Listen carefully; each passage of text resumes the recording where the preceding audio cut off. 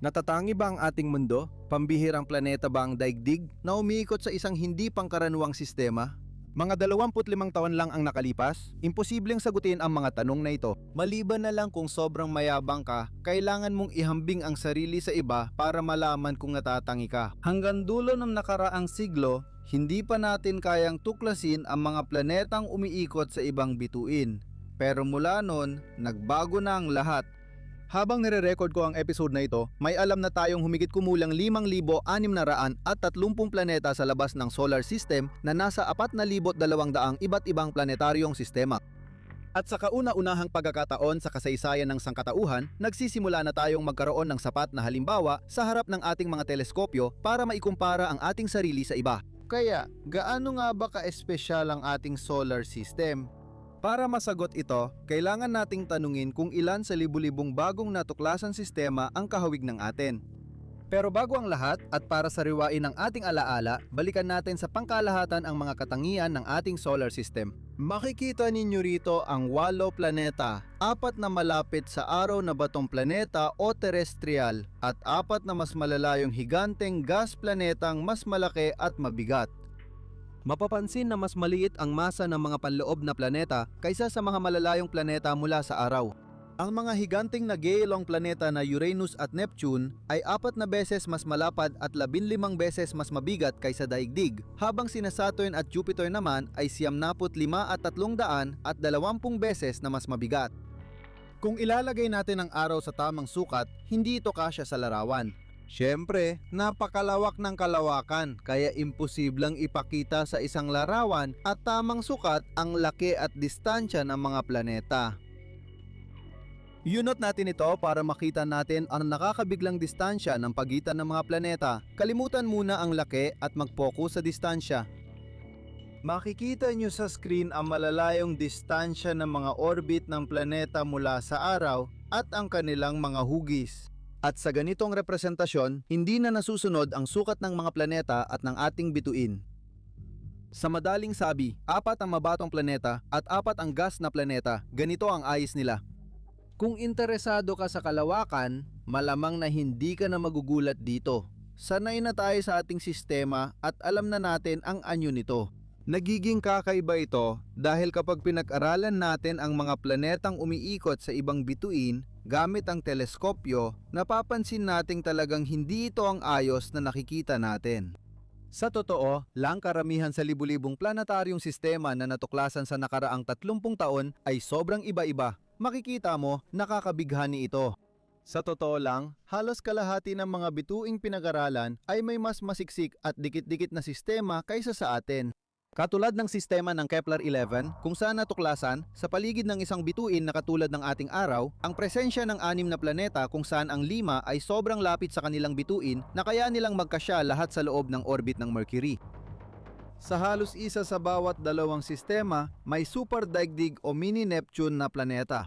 Ang mga kakaibang planetang wala sa ating solar system ay maaring 1.53 beses mas malapad at 20 beses mas mabigat kaysa daigdig. Kaya't parang tagapamagitan sila sa pagitan ng mga batong planeta gaya ng daigdig natin at mga nagyayelong higanteng gas tulad ng Uranus at Neptune. Huwag kalimutan, 10% ng mga sistemang pinag-aralan ay may mga higantang gas na tulad ng Jupiter na umiikot ng malapit sa kanilang bituin. Sa wakas, may isa pang bagay na labis na gumulo sa amin tungkol sa malaking pagkakaibang ito. Ito ay ang pagkakasunod-sunod ng mga planeta. Dahil ang uri ng pagkakaayos na meron ng ating sistema na may 4 na batong planeta na umiikot malapit sa bituin, kasunod ang 4 na planetang gas na medyo malayo, ay siyang inaakala nating makikita halos kahit saan sa kalawakan. Pero hindi pala ito ang kaso.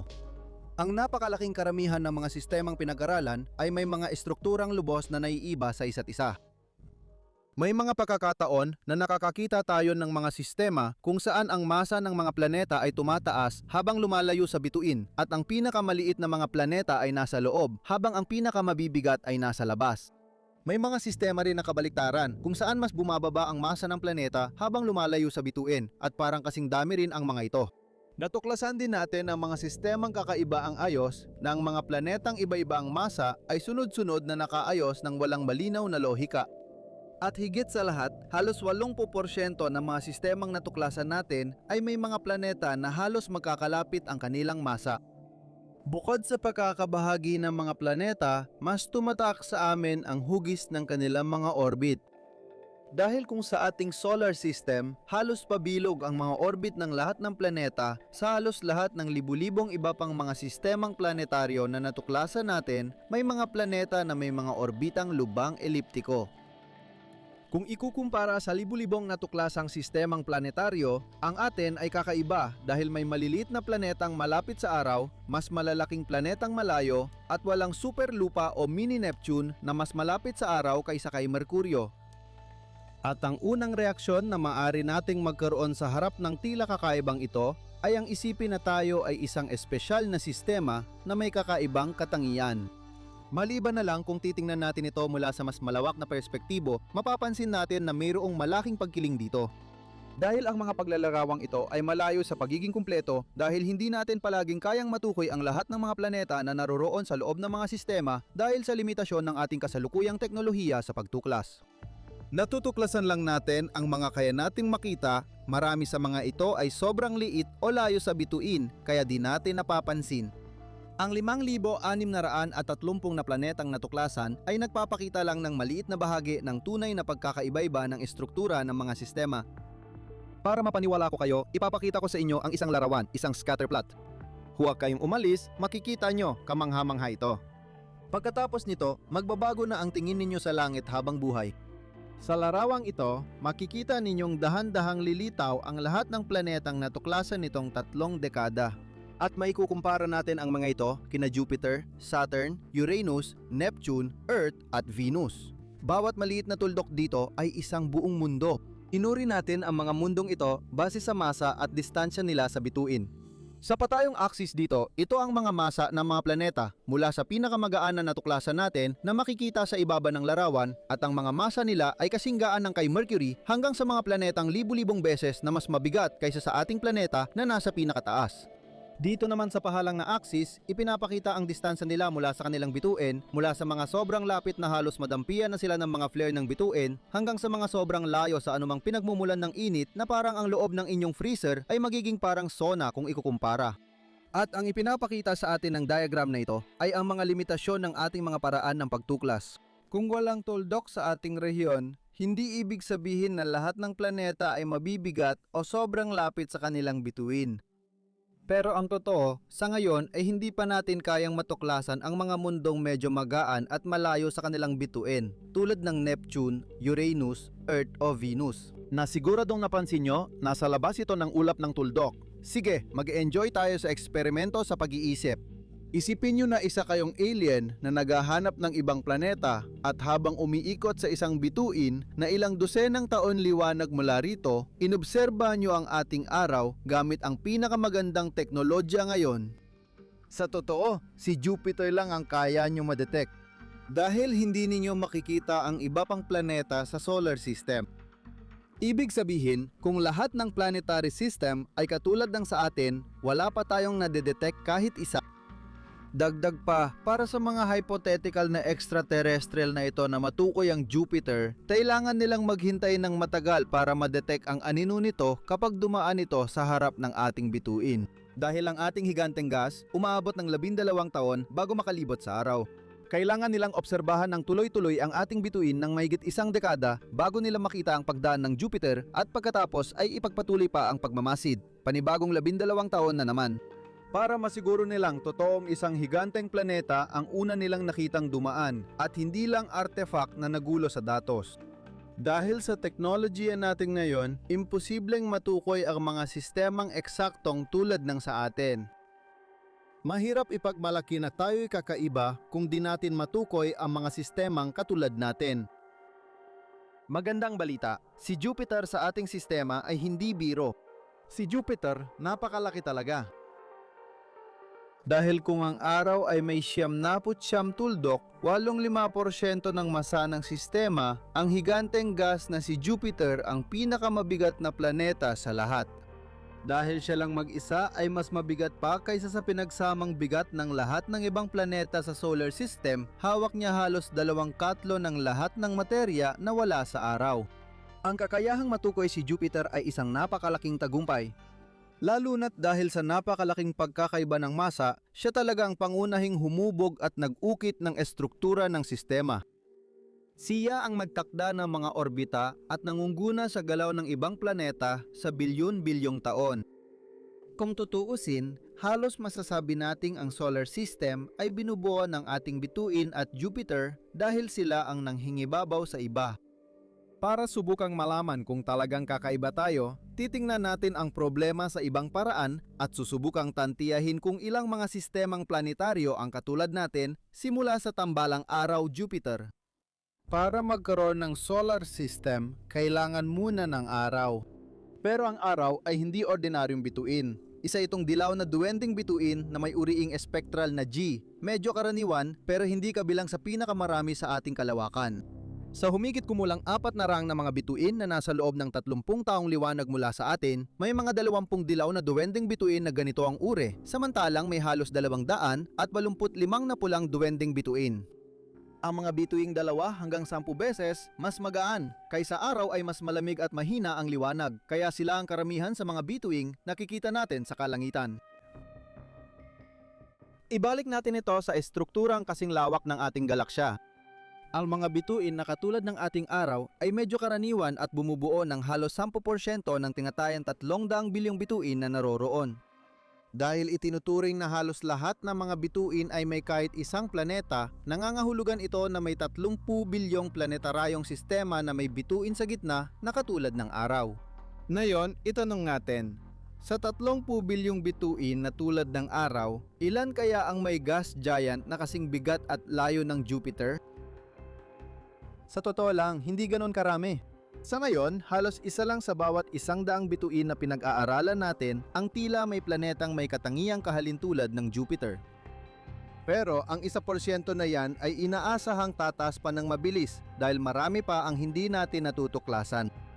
Halimbawa, ilang taon pa lang natin natutukoy ang mga ito, samantalang maaring ilang dekada bago makalibot ang mga planetang ito sa kanilang bituin. Isipin ninyo ang halimbawa ng mga nilalang wala sa ibang planeta na nagmamasid. Kaya tinatayang mga 10% ng mga bituin na katulad ng araw ay may planeta na kasing bigat ng Jupiter o Saturn na posibleng humubog ng isang sistema na katulad ng sa atin. Maliban na lang nakakaiba rin si Jupiter dahil ang kanyang orbit sa paligid ng araw ay halos perpektong bilog. Halos 70% ng mga gas giant na natuklasan natin na nasa tamang distansya mula sa kanilang bituin, tulad ni Jupiter, ay may malalayong orbit. Isa sa mga pinakatanyag na kaso ay ang sistema ng HD 80,606 kung saan natuklasan ng isang higanteng planeta na lumalayo at lumalapit sa kanyang bituin sa sobrang matinding antas. Kung mag-orbit ka sa itaas ng ulap ng higanteng gas na ito, makikita mong lumalaki ang bituin habang nasa pinakamalayong punto ito, hanggang 30 beses ang laki ng araw na nakikita natin. Dahil sa sobrang eksentrikong orbit ng planetang ito, sa loob ng 100 araw, ang enersyang natatanggap nito mula sa bituin ay mula sa halos kapareho ng natatanggap ng daigdig mula sa araw hanggang sa maging 800 beses na mas mataas. Dahil dito, tuwing malapit ito sa bituin, tumataas ang temperatura ng higit 500 degrees sa loob ng 6 na oras. Siyempre, matindi ang kaso ng planetang ito at hindi lahat ng planeta ay kasing eksentriko ang orbit, pero nakuha mo na ang punto.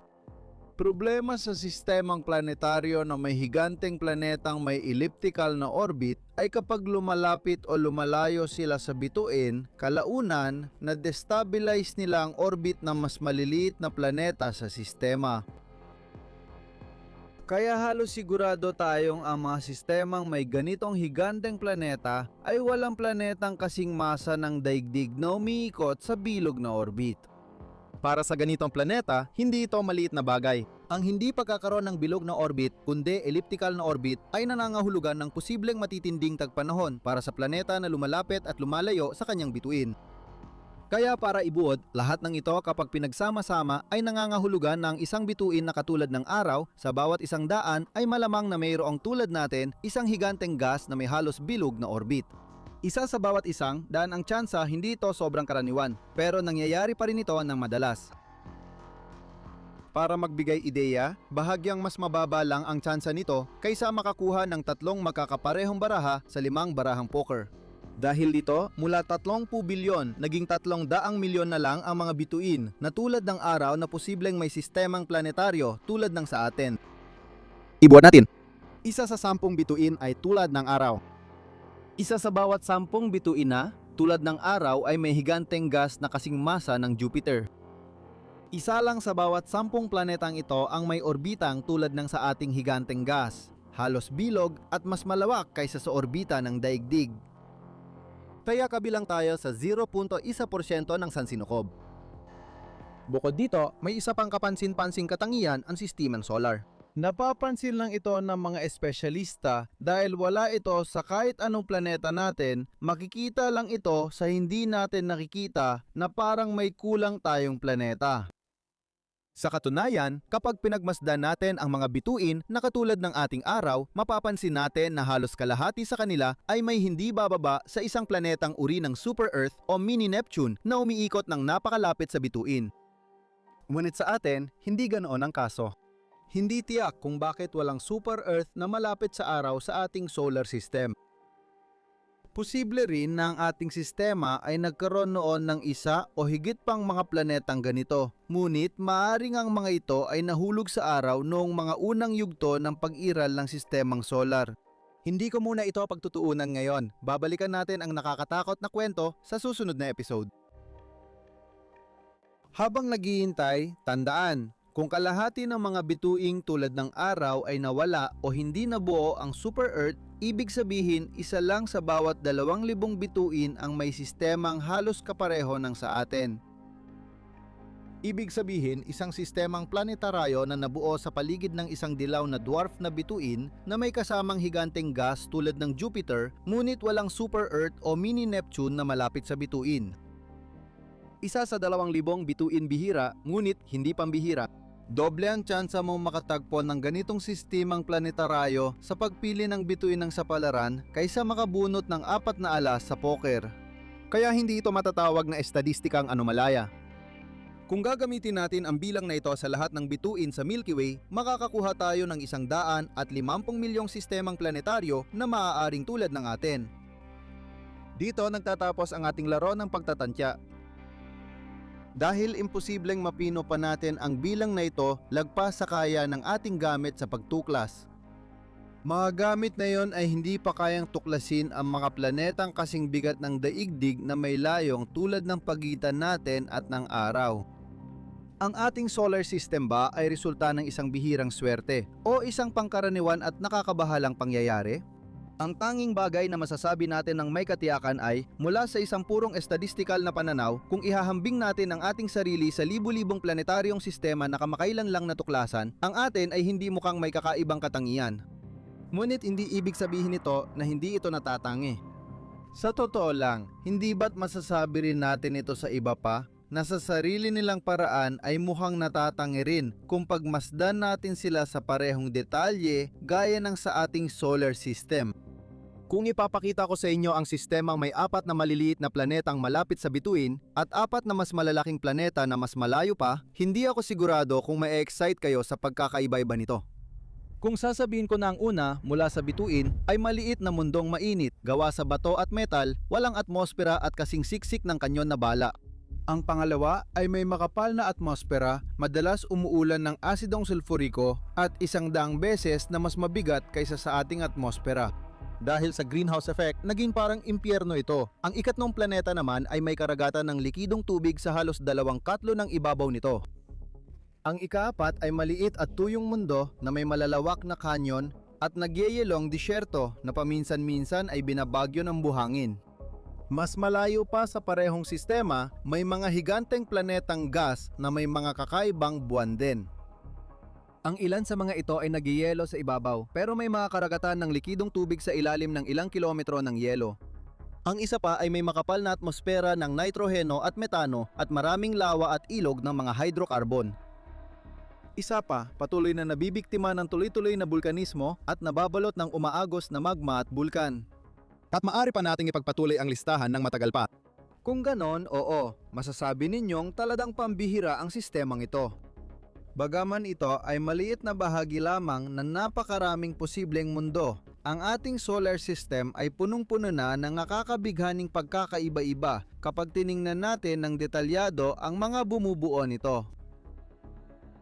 Sino ang makakaalam kung ano pa ang matutuklasan natin kapag nagkaroon tayo ng mas makabagong kagamitan sa pagmamasid na tutuklas sa eksaktong komposisyon at misteryosong kulay ng libu-libong bagong mundo? Si Tatooine na may 2 araw, Arrakis at ang disyertong planeta nito, o Mustafar at ang mga karagatan ng lava nito. Matagal na silang nanatiling mga mundo ng siyensyang piksyon na limitado lamang sa imahinasyon. Ngunit ngayon, sa totoong buhay, marami na tayong kilalang mga planeta na tumutugma sa lahat ng katangian para maituring na kambal na kapatid ng mga ito. Sa palagay ko, handa akong itaya ang buwan na, tulad ng mga nasa ating sistemang solar, ang mga mundong umiikot sa ibang sistemang planetaryo ay magkakaroon din ng napakalaking pagkakaiba-iba sa detalye. Kung 30 taon na ang nakalipas, sinabi kong may mga sistema sa kalawakan na may 4 na higanteng planetang gas gaya ng Jupiter na malapit sa kanilang bituin kahit walang ebidensya. Kung ilalarawan ko ang sistemang may 7 planetang halos kasing bigat ng atin na dikit-dikit na umiikot sa maliit na pulang bituin, mas malapit sila ng 6-40 beses kaysa sa distansya ng Mercury sa araw. Siguradong iisipin ng iba na sobra kang nakalanghap ng asupre o kaya'y isa kang siraulong napabaliw na sa kakatingin sa mga bituin. Dahil noong panahon na yon, tila imposibleng mangyari ang ganitong uri ng estruktura, kakaiba at talagang pambihira. Umiral talaga ang mga sistemang ito na tinatawag na 55 Cancri at TRAPPIST-1. Sa kabilang banda, naging pamantayan ang kanilang kakaibang katangian dahil nabubuo ang pagiging kakaiba mula sa alam natin. At ang mga kamakailang tuklas ay nagbigay daan sa atin na maunawaan na ang mga sistemang ito na ilang dekada na ang nakalipas ay tila pambihira para sa atin ay sa katunayan ay nakakagulat na karaniwan lang pala. At ang pinaka-nakakabigla sa lahat ng ito ay ang katotohanang ang kahangahangang pagkakaibang ito ay agad nating napapansin kahit na sa ngayon ay hindi pa buo at napakaliit pa lang ng ating kaalaman tungkol sa kalikasan ng mga mundong ito. At ang ating mga natuklasan ay pangunahing limitado lamang sa pagtukoy ng mga masa at mga estrukturang orbital at kadalasan ay nauukol lamang sa mga planetang napakalaki o malapit sa kanilang mga bituin. Kapag kaya na nating malaman ng eksakto ang komposisyon ng atmosfera ng libu-libong bagong mundong ito, may matitira pa kayang 2 sistemang planetaryo na tunay na magkapareho? Sa totoo lang, maaring ang ating sistemang solar ay isang natatanging kaso lamang. Sa gitna ng napakalawak na bilang ng mga posibleng sistemang planetaryo, bawat isa ay natatangi sa sarili nilang paraan. Marahil na, para masagot ang malaking tanong tungkol sa buhay sa ibang bahagi ng universo, mahalagang hindi lang malaman kung pambihira ang ating sistema, kundi maintindihan kung gaano ito pambihira. Kailangan ba talaga ang lahat ng hakbang na humubog sa kanya ngayon? Kailangan ba yon para magkaroon ng planetang pwedeng tirhan ng buhay? Habang hinihintay ang sagot sa mga tanong na ito, sa susunod na episode, tatalakayin natin kung paano natulungan ng pagkakatuklas ng libu-libong planetary system na muling pag-isipan ang kanilang pagbuo. Upang ipakita ang pag-iral ng mga planetang pumapatay ng mga mundo at lutasin ang ilang malalaking misteryo sa pagsilang ng ating sistemang solar. Sean, maraming salamat sa iyong tulong sa pagsulat ng episode na ito at pati na rin sa pagpayag mo na sabihin natin gumamit ako ng ilang shortcut. Gusto ko sanang malaman kung may mga palatandaan na ngayon sa ating sistema na nagpapahiwatig ng presensya ng totoong planetang maaring tirhan kapag tiningnan mula sa malayo. Magandang tanong yan. Bumabalik ito sa dulo sa pagtatanong tungkol sa pagbuo ng mga sistemang ito, kung paano sila nabuo at ang kanilang mga pinagmulan, at lalo na ang tungkol sa ating sariling sistema. Alam natin na may planetang tirahan sa mismong sistemang tinitirahan natin. Gusto nating malaman ang mahahalagang pangyayaring humubog sa ating planeta. Dahil wala pa tayong tiyak na sagot, patuloy ang mga siyentipiko sa pag-aaral kung paano nabuo at nagkaroon ng tubig ang daigdig. Hindi naman sobra, pero hindi rin naman kulang ang tubig natin, syempre. Sakto lang ang dami, may atmosfera tayo, lahat ng kailangan para sa buhay. Sa huli, naniniwala kaming nabuo ang solar system mula sa disk ng gas at alikabok sa paligid ng batang araw. Ang nangingibabaw na planeta sa sistema natin ay si Jupiter. At iniisip namin na kahit na 300 beses, itong mas mabigat kaysa sa ating daigdig, mas mabilis itong nabuo at nakaimpluwensya ito sa mga huling yugto ng pagsasama-sama ng mga batuhang sangkap na bumuo sa daigdig. Kaya malaking tulong din yon. Si Jupiter ang planeta na may pinakamalaking epekto sa pagbuo ng daigdig at sa pagiging tirahan nito. Si Jupiter ang pinakamalinaw na planetang makikita mula malayo. Sa ngayon, ito lang ang planeta na tutukoy sa ating sistema. Iminumong kaya ko na tuklasin pa natin ang mga tanong na ito sa susunod na episode. Oo, gawin natin yan. Tiyak na tiyak. Nagpapasalamat ang universo sa inyo sa paglalaan ng ilang 10 minuto ng inyong buhay para sa bilyon-bilyong ibang mundo na nakapaligid sa atin. Huwag kalimutang i-activate ang kampana para ma-update kayo sa mga susunod naming palabas. At sundan niyo ako sa Insta para sa ilang behind the scenes ng proyekto. Makikita niyo rito at sa description ang playlist ng Balad ng Les Origines na madaragdagan pa, at dito natin tatalakayin ang kamanghamangang tuklas ng mga nakaraang dekada.